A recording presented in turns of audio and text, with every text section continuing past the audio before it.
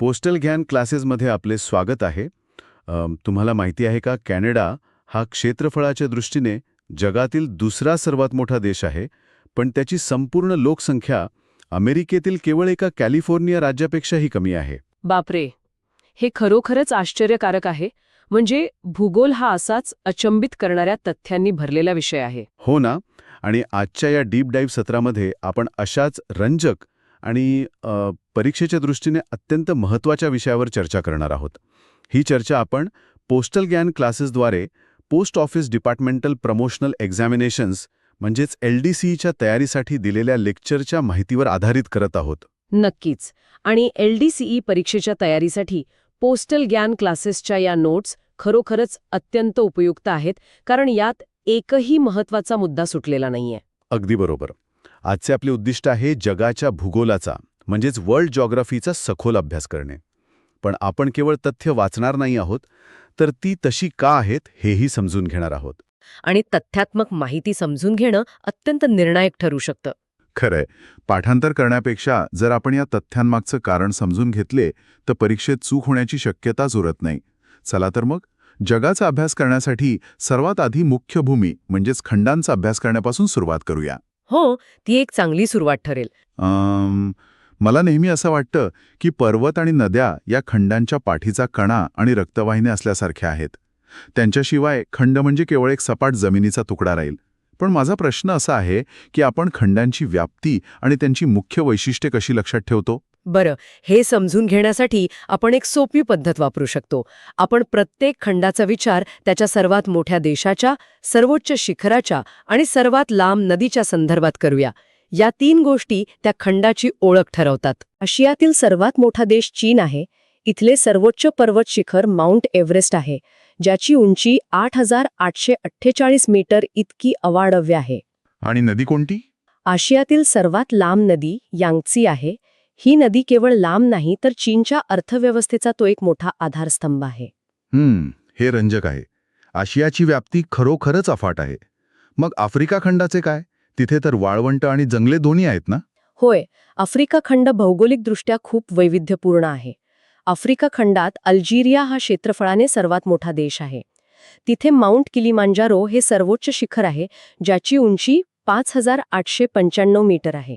आणि मला वाटतं हे शिखर कोणत्याही पर्वतरांगेचा भाग नाहीये, बरोबर? अगदी बरोबर. ते एकटेच उभे असलेले ज्वालामुखीचे शिखर आहे. आणि आफ्रिकेची ओळख सांगणारी सर्वात लांब नदी आहे नील नदी, जी वाळवंटातून वाहत जाऊन जीवन निर्माण करते. क्या बात आहे. आणि जर आपण अटलांटिक महासागर ओलांडून उत्तर अमेरिकेत गेलो तर तिथली परिस्थिती पूर्णपणे वेगळी असेल. नक्कीच. उत्तर अमेरिकेत कॅनडा हा सर्वात मोठा देश आहे. तिथे माउंट मॅकिनले हे 6,194 मीटर उंचीचं सर्वोच्च शिखर आहे. आणि तिथली सर्वात लांब नदी मिसिसिपी मिसॉरी ही आहे, जिने अमेरिकेच्या औद्योगिक विकासात मोठी भूमिका बजावली आहे. होय. आणि दक्षिण अमेरिकेचा विचार केला तर लगेचच ब्राझील आणि घनदाट जंगले डोळ्यांसमोर येतात. अगदी बरोबर ओळखलत. दक्षिण अमेरिकेत ब्राझीलच हा सर्वात मोठा देश आहे.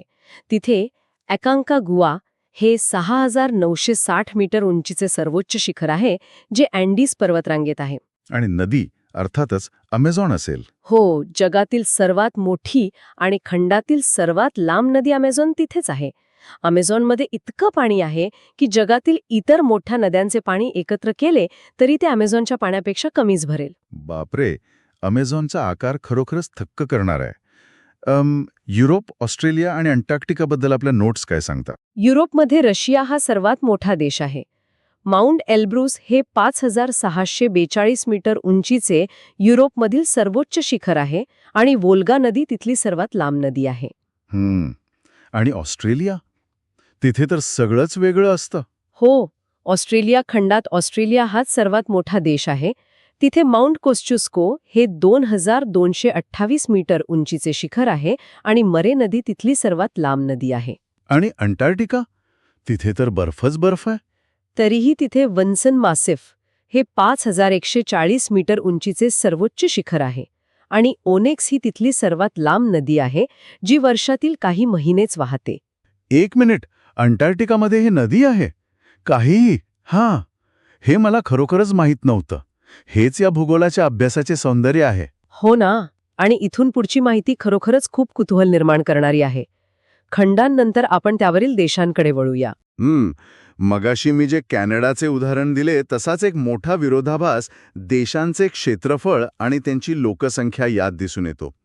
हे अगदी असं आहे की घर किती मोठं आहे यावर तिथे किती लोक राहतात हे ठरत नाही, तर त्या घरात किती सुखसोयी आहेत यावर ते ठरतं.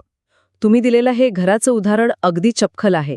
एखादा देश आकाराने खूप मोठा असू शकतो, पण जर तिथे राहण्यायोग्य हवामान नसेल तर लोकसंख्या कमीच असणार.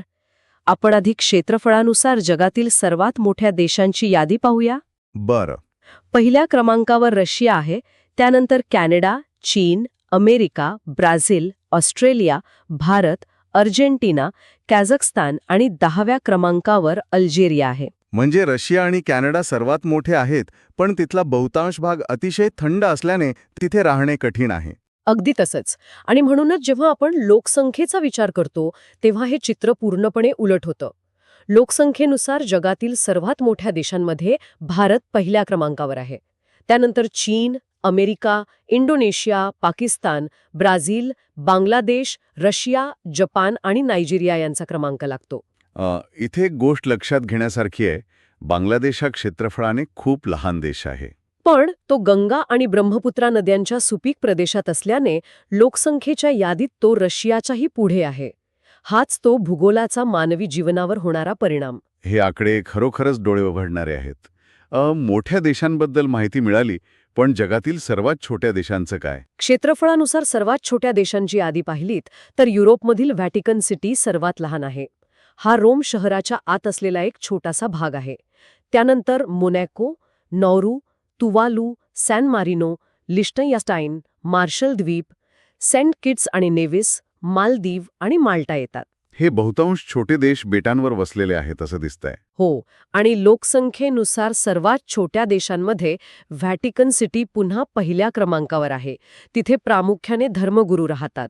त्यानंतर Tuvalu, Nauru, Palau, San Marino, Monaco, Liechtenstein, Saint Kitts आणि नेव्हिस, अँटिग्वा आणि बार्बुडा आणि डॉमिनिका येतात.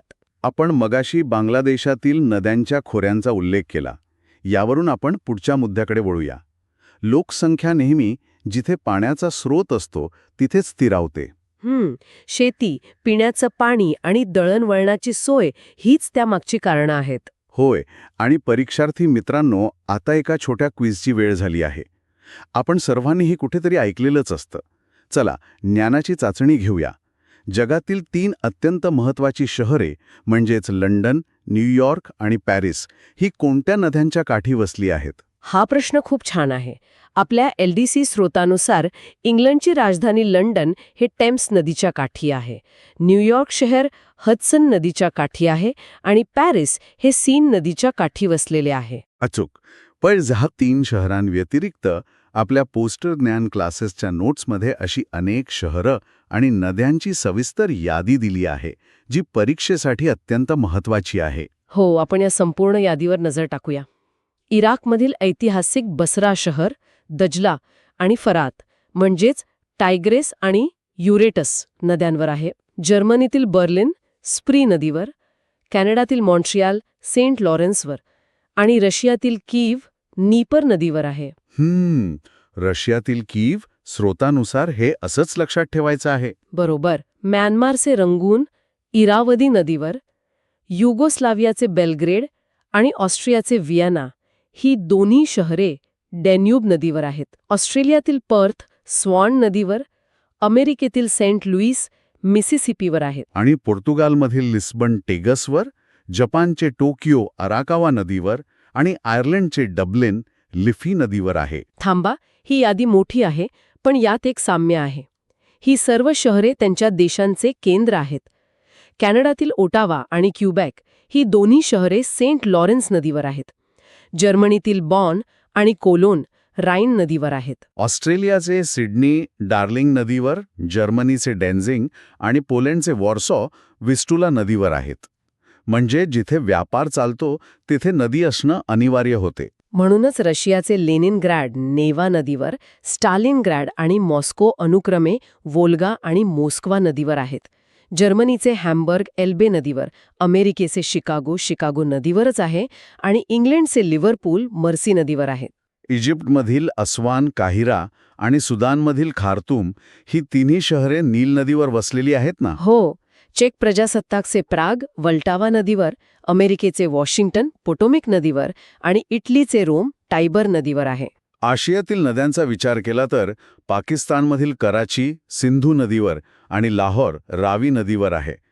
चीनचे शांघाई यांग्सी नदीवर, बांगलादेशचे चटकाव कर्णफुली नदीवर आणि बर्माचे अक्कयाब इरावदी नदीवर आहे. स्पेनचे माद्रिद मॅन्झिनियर नदीवर, इराकचे बगदाद टायग्रिसवर, अर्जेंटिनाचे ब्युनस आयर्स ला प्लाटावर, इंग्लंडचे ग्लासगो क्लाइडवर, टर्कीचे अंकारा किजिल नदीवर आणि अफगाणिस्तानचे काबूल शहर काबूल नदीवरच वसलेले आहे. काबूल शहर आणि नदीचं नाव एकच असल्याने हे लक्षात ठेवणे परीक्षेसाठी खूप सोपे जाते.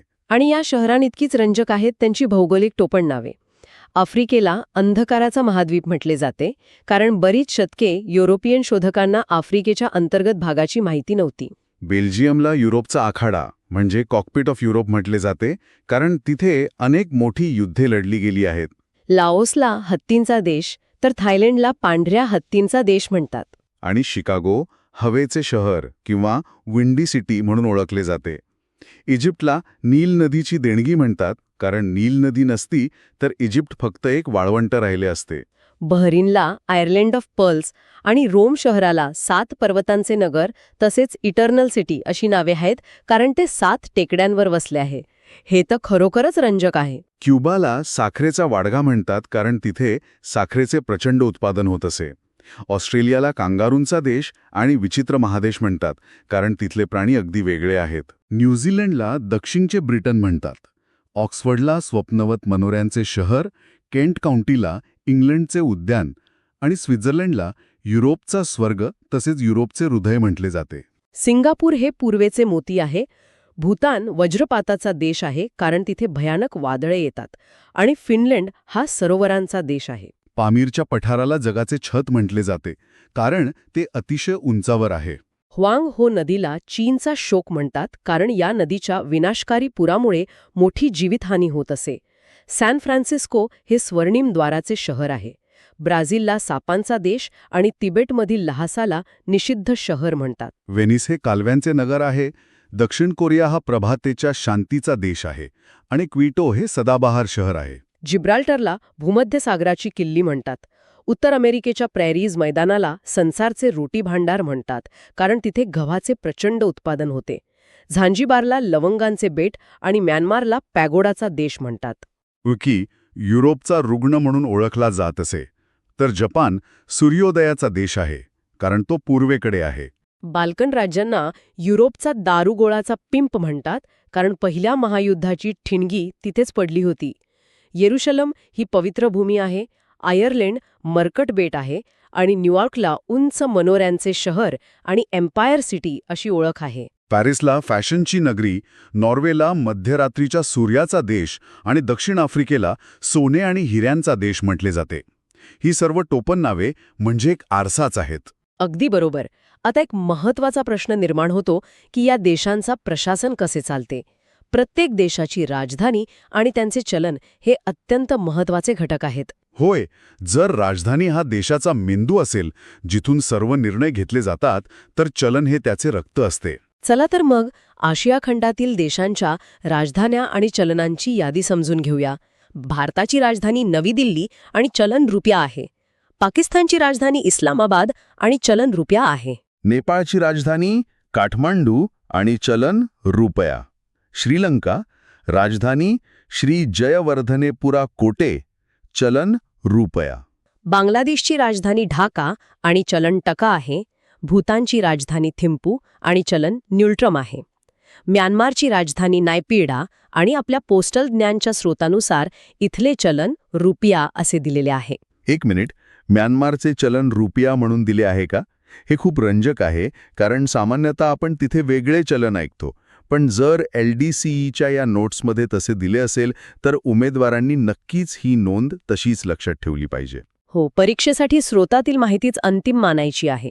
पुढे इंडोनेशियाची प्रस्तावित राजधानी नुसंतारा असून चलन रुपया आहे. मलेशियाची राजधानी क्वालालंपूर आणि चलन रिंगीट आहे. लाओसची राजधानी वेंतियान आणि चलन किप आहे. इराणची राजधानी तेहरान आणि चलन रियाल आहे. इराकची राजधानी बगदाद आणि चलन इराकी दिनार आहे. मालदीवची राजधानी माले असून चलन रुपया आहे. अफगाणिस्तानची राजधानी काबूल आणि चलन अफगाणी आहे. चीनची राजधानी बीजिंग आणि चलन युआन आहे. मंगोलियाची राजधानी उलानबाटर आणि चलन तुग्रिक आहे. जपानची राजधानी टोकियो आणि चलन येन आहे. तायवानची राजधानी तायपे आणि चलन डॉलर आहे. थायलंडची राजधानी बँकॉक आणि चलन थाई बहत आहे. व्हिएटनामची राजधानी हनोई आणि चलन डॉंग आहे. कंबोडियाची राजधानी नॉम पेन आणि चलन रियाल आहे. उत्तर कोरियाची राजधानी प्योंगयांग आणि चलन वॉन आहे. दक्षिण कोरियाची राजधानी सोल आणि चलनही वॉन आहे. फिलिपिन्सची राजधानी मनिला आणि चलन पेसो आहे. सिंगापूरची राजधानी सिंगापूरच असून चलन सिंगापूर डॉलर आहे. ब्रुनेईची राजधानी बंदरसेरी आणि चलन डॉलर आहे. तुर्कमेनिस्तानची राजधानी अशगाबाद आणि चलन मनत आहे. बहरीनची राजधानी मनामा आणि चलन दिनार आहे. तुर्कीची राजधानी अंकारा आणि चलन लिरा आहे. संयुक्त अरब अमिरातीची राजधानी अबुधाबी आणि चलन दिर्हम आहे. सौदी अरेबियाची राजधानी रियाद आणि चलन सौदी रियाल आहे. कुवेतची राजधानी कुवेत सिटी आणि चलन कुवेती दिनार आहे. आणि शेवटी यमनची राजधानी सना आणि चलन येमेनी रियाल आहे. ही संपूर्ण यादी LDC परीक्षेच्या दृष्टिकोनातून अत्यंत महत्त्वाची आहे. आता आपण जगातील सर्वात मोठ्या, छोट्या, उंच आणि लांब गोष्टींचा म्हणजेच विश्वप्रतिमांचा आढावा घेणार आहोत. हे एखाद्या भौगोलिक Guinness book of world record सारखे आहे. हो ना.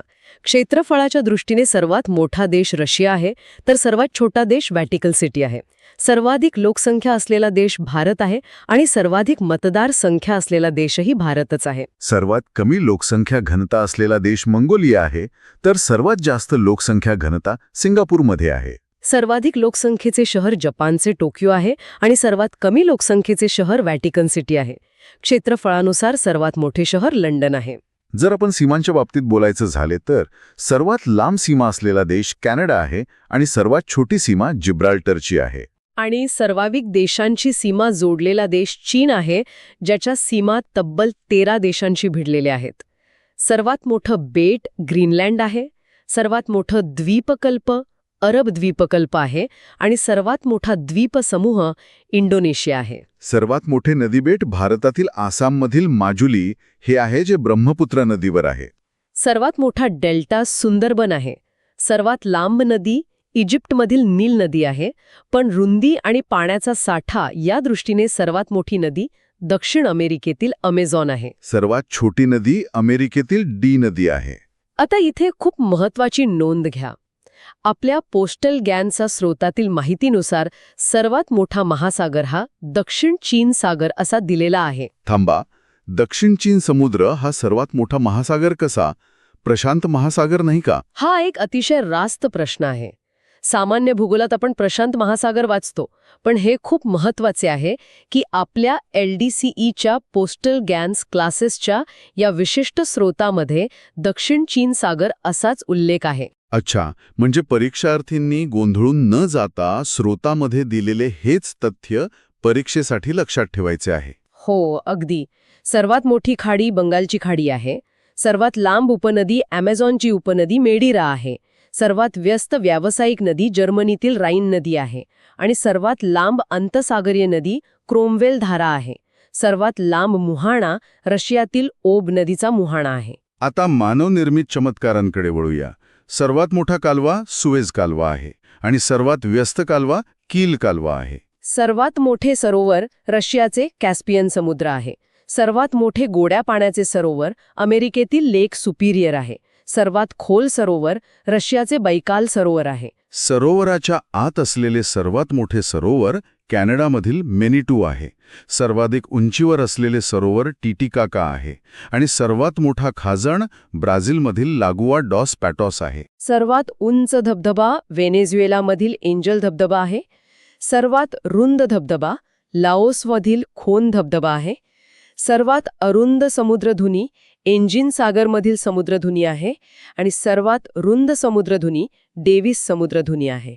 सर्वोच्च पर्वत शिखर माउंट एव्हरेस्ट आहे.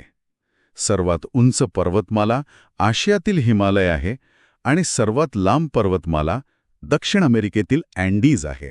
सर्वात उंच पठार पामीरचं पठार आहे. सर्वात उंच ज्वालामुखी ओजोस डेल सलाडो आहे, तर सर्वात विशाल ज्वालामुखी मोना लोआ आहे. सर्वात उंच धरण उझबेकिस्तानमधील रोगुन्स्की आहे आणि सर्वात मोठे कॉन्क्रीटचे धरण अमेरिकेतील ग्रँड कुर्ली धरण आहे. सर्वात लांब रेल्वे प्लॅटफॉर्म कर्नाटकामधील हुबळी येथे आहे. सर्वात मोठे रेल्वे स्टेशन न्यूयॉर्कमधील ग्रँड सेंट्रल टर्मिनल आहे. सर्वात उंच रेल्वे आर्क ब्रिज भारतातील चेनाब रेल्वे ब्रिज आहे. ज्याची उंची 359 मीटर आहे, जे आयफेल टॉवरपेक्षाही उंच आहे. सर्वात उंच रस्ता लडाखमधील उमलिंगला टॉप आहे. सर्वात मोठा महामार्ग पॅन अमेरिकन महामार्ग आहे आणि सर्वात उंचीवरील राजधानी बोलिव्हियाची लापाज आहे. सर्वात थंड ठिकाण अंटार्क्टिकामधील बोस्टक आहे. सर्वात उंच मनोरा भारतातील कुतुब मिनार आहे आणि सर्वात लांब भिंत चीनची भिंत आहे. सर्वाधिक पावसाचे ठिकाण भारतातील मोसिनराम आहे. सर्वात मोठा विमानतळ सौदी अरेबियातील शाह खालिद हवाई अड्डा आहे. सर्वात विशाल मंदिर अंकुरवाट मंदिर आहे. सर्वात मोठी मूर्ती भारतातील स्टॅच्यू ऑफ युनिटी आहे. आणि सर्वात आश्चर्यकारक म्हणजे सर्वात लांब रेल्वेमार्ग चीनच्या यू पासून लंडनपर्यंतचा 12,000 किलोमीटरचा मार्ग आहे. हे सर्व ऐकून खरोखरच अवाक व्हायला होतं. पण हे सर्व देश शेवटी कशाने वेगळे होतात? ते वेगळे होतात आंतरराष्ट्रीय सीमांनी. या प्रमुख आंतरराष्ट्रीय सीमारेखांबद्दल काय सांगू शकाल? अनेकदा दोन देशांमधील संघर्ष थांबवण्यासाठी या रेषा ओढल्या गेल्या आहेत. भारत आणि पाकिस्तानला विभागणारी रेषा रॅडक्लिफ रेखा म्हणून ओळखली जाते. भारत आणि चीनमधील सीमेला मॅकमोहन रेखा म्हणतात आणि पाकिस्तान आणि अफगाणिस्तानला ड्युरँड रेखा जोडते. युरोपमध्ये पहिल्या महायुद्धाच्या वेळी जर्मनी आणि पोलंड दरम्यान जी सीमा होती ती हिंडनबर्ग रेखा होती आणि आज त्यांच्या दरम्यान ओडर नायसा रेखा आहे. फ्रान्सने जर्मनीपासून बचाव करण्यासाठी मॅगिनॉट रेखा बांधली होती. रशिया आणि फिनलंडला मॅनरहेम लाईन जोडते. मला समांतर रेषांबद्दल नेहमी उत्सुकता वाटते. त्या तर अक्षांश आहेत ना? होय. उत्तर आणि दक्षिण व्हिएतनामला 17वी समांतर रेखाद्वारे विभागले गेले होते. उत्तर आणि दक्षिण कोरिया 38वी समांतर रेखाद्वारे विभागले आहेत आणि अमेरिका आणि कॅनडा यांच्यातील सीमेला 49वी समांतर रेखा म्हटले जाते. आपण आज खूपच मोठा पल्ला गाठला आहे. खंडांच्या निर्मितीपासून ते देशांच्या सीमांपर्यंत आपण सर्व काही अतिशय सविस्तरपणे कव्हर केले आहे. नक्कीच. पण जाता जाता एक महत्त्वाचा मुद्दा मला मांडायचा आहे. भूगोल हा केवळ स्थिर तथ्यांचा संच नाही. हवामान बदल आणि मानवी हस्तक्षेपामुळे यातील अनेक तथ्य वेगाने बदलत आहेत. आज आपण जे सर्वात मोठे सरोवर वाचतोय ते येत्या काही दशकात असेच राहील का, याचा प्रत्येकाने नक्की विचार करावा. हां, खरोखरच एक विचार करायला लावणारा मुद्दा आहे. LDC परीक्षेच्या तयारीसाठी पोस्टल लँड क्लासेसच्या या नोट्स किती बहुमूल्य आणि अचूक आहेत हे आजच्या सत्रातून पुन्हा एकदा सिद्ध झाले आहे. प्रत्येक उमेदवाराने याचा काळजीपूर्वक अभ्यास करावा. नक्कीच. सर्वांना खूप खूप शुभेच्छा. Thanks for connecting with postal land classes. Postal land क्लासेसचे हे लेक्चर पाहिल्याबद्दल धन्यवाद.